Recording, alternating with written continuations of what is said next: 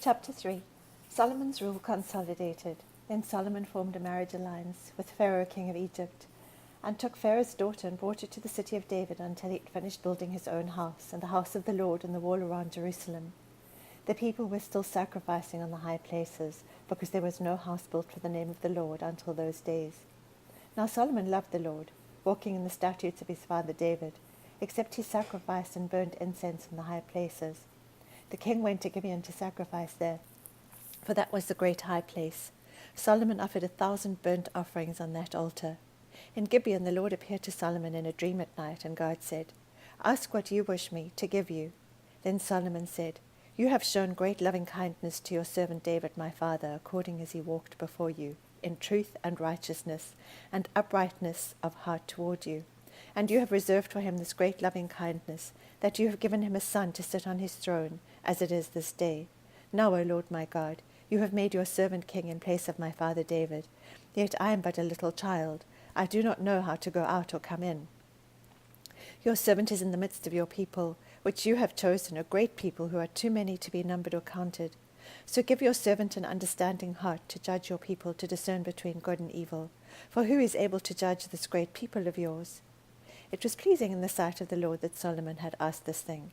God said to him, "Because you have asked this thing, and have not asked for yourself long life, nor have asked riches for yourself, nor have you asked for the life of your enemies, but have asked for yourself discernment to understand justice, behold, I have done according to your words. Behold, I have given you a wise and discerning heart, so that there has been no one like you before, nor shall one like you arise after you. I have also given you what you have not asked, both riches and honor, so that there will not be any among the kings like you all your days. If you walk in my ways, keeping my statutes and commandments, as your father David walked, then I will prolong your days." Then Solomon awoke, and behold, it was a dream. And he came to Jerusalem, and stood before the ark of the covenant of the Lord, and offered burnt offerings, and made peace offerings, and made a feast for all his servants. Then 2 women, who were harlots, came to the king, and stood before him. The one woman said, "O my lord, this woman and I live in the same house, and I gave birth to a child while she was in the house. It happened on the 3rd day after I gave birth, that this woman also gave birth to a child, and we were together. There was no stranger with us in the house, only the 2 of us in the house. This woman's son died in the night because she lay on it. So she arose in the middle of the night and took my son from beside me, while your maidservant slept, and laid him in her bosom, and laid her dead son in my bosom. When I rose in the morning to nurse my son, behold, he was dead. But when I looked at him carefully in the morning, behold, he was not my son whom I had borne."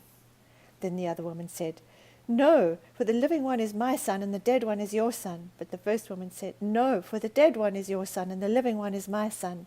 Thus they spoke before the king. Then the king said, "The one says, 'This is my son who is living, and your son is the dead one.' And the other says, 'No, for your son is the dead one, and my son is the living one.'" The king said, "Get me a sword." So they brought a sword before the king. The king said, "Divide the living child in 2, and give half to the one and half to the other." Then the woman whose child was the living one spoke to the king, for she was deeply stirred over her son, and said, "O my lord, give her the living child, and by no means kill him." But the other said, "He shall be neither mine nor yours, divide him." Then the king said, "Give the first woman the living child, and by no means kill him. She is his mother."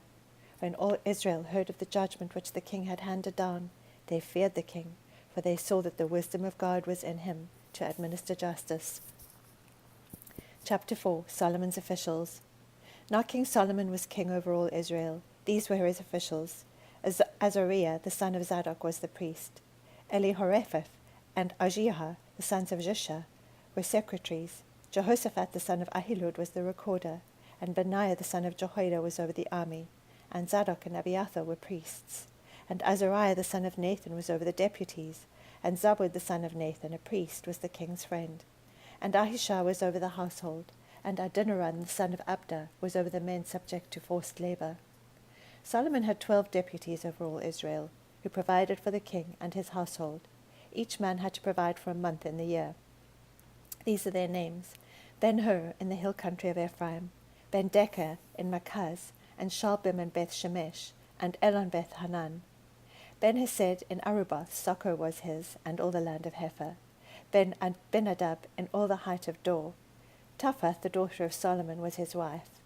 Baanah, the son of Ahilud, in Tanach and Megiddo, and all Beth-shean which is beside Zarethan, below Jezreel, from Beth-shean to Abel-Meholah, as far as the other side of Jokmeam. Ben-Geber in Ramoth-Gilead, the towns of Jair, the son of Manasseh, which are in Gilead, were his. The region of Argob, which is in Bashan, 60 great cities with walls and bronze bars were his. Ahinadab, the son of Edo, in Manaheim. Ahimaaz in Naphtali, he also married Basemath, the daughter of Solomon. Baanah, the son of Hushai, in Asher and Bealoth. Jehoshaphat, the son of Peruah, in Issachar. Shimei, the son of Elah, in Benjamin. Geber, the son of Uri, in the land of Gilead, the country of Sihon, king of the Amorites, and of Og, king of Bashan, and he was the only deputy who was in the land.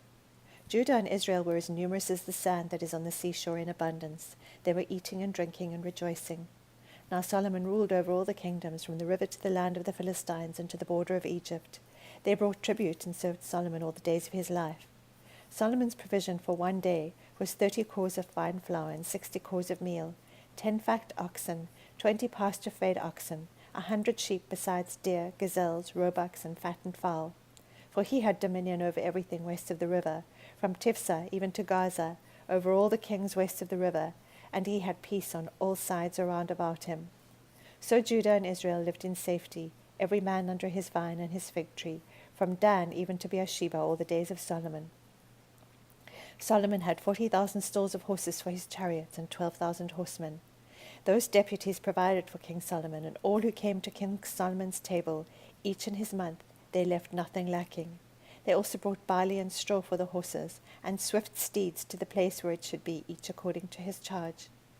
Now God gave Solomon wisdom, and very great discernment and breadth of mind, like the sand that is on the seashore. Solomon's wisdom surpassed the wisdom of all the sons of the east, and all the wisdom of Egypt. For he was wiser than all men, than Ethan the Ezrahite, Heman, Calcol, and Darda, the sons of Mahol, and his fame was known in all the surrounding nations. He also spoke 3,000 proverbs, and his songs were 1,005. He spoke of trees, from the cedar that is in Lebanon, even to the hyssop that grows on the wall. He spoke also of animals and birds and creeping things and fish. Men came from all peoples to hear the wisdom of Solomon, from all the kings of the earth who had heard of his wisdom. Chapter 5. Alliance with King Hiram. Now Hiram, king of Tyre, sent his servants to Solomon when he heard that they had anointed him king in place of his father. For Hiram had always been a friend of David. Then Solomon sent word to Hiram, saying, You know that David my father was unable to build a house for the name of the Lord his God because of the wars which surrounded him, until the Lord put them under the soles of his feet. But now the Lord my God has given me rest on every side. There is neither adversary nor misfortune. Behold, I intend to build a house for the name of the Lord my God, as the Lord spoke to David my father, saying, Your son, whom I will set on your throne in your place, he will build a house for my name. Now therefore, command that they cut for me cedars from Lebanon, and my servants will be with your servants. And I will give you wages for your servants according to all that you say, for you know that there is no one among us who knows how to cut timber like the Sidonians. When Hiram heard the words of Solomon, he rejoiced greatly and said, Blessed be the Lord today, who has given to David a wise son over this great people. So Hiram sent word to Solomon, saying, I have heard the message which you have sent me. I will do what you desire concerning the cedar and cypress timber. My servants will bring them down from Lebanon to the sea, and I will make them into rafts to go by sea to the place where you direct me. And I will have them broken up there, and you shall carry them away. Then you shall accomplish my desire by giving food to my household. So Hiram gave Solomon as much as he desired of the cedar and cypress timber. Solomon then gave Hiram 20,000 cors of wheat as food for his household, and 20 cors of beaten oil. Thus Solomon would give Hiram year by year. The Lord gave wisdom to Solomon, just as he promised him, and there was peace between Hiram and Solomon, and the two of them made a covenant. Now King Solomon levied forced laborers from all Israel, and the forced laborers numbered 30,000 men. He sent them to Lebanon, 10,000 a month in relays. They were in Lebanon a month and 2 months at home, and Adoniram was over the forced laborers. Now Solomon had 70,000 transporters and 80,000 hewers of stone in the mountains, besides Solomon's 3,300 chief deputies who were over the project and who ruled over the people who were doing the work. Then the king commanded, and they quarried great stones, costly stones, to lay the foundation of the house with cut stones. So Solomon's builders and Hiram's builders and the Gebalites cut them and prepared the timbers and the stones to build the house.